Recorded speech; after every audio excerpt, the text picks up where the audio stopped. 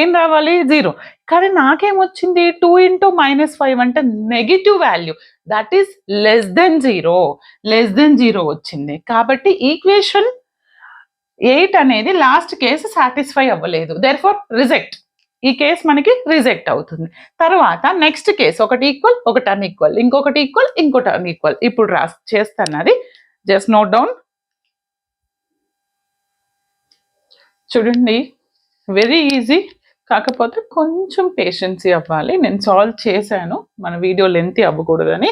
ఏం లేదు better. Next case ఏంటిది, ఒకటి ఈక్వల్ టు 0, ఇంకొకటి నాట్ ఈక్వల్ టు 0. ఇది నాట్ ఈక్వల్ టు, ఇది ఈక్వల్ టు. ఇంకొక కేసులో ఇది ఈక్వల్ టు, ఇది నాట్ ఈక్వల్ టు చెప్తాను.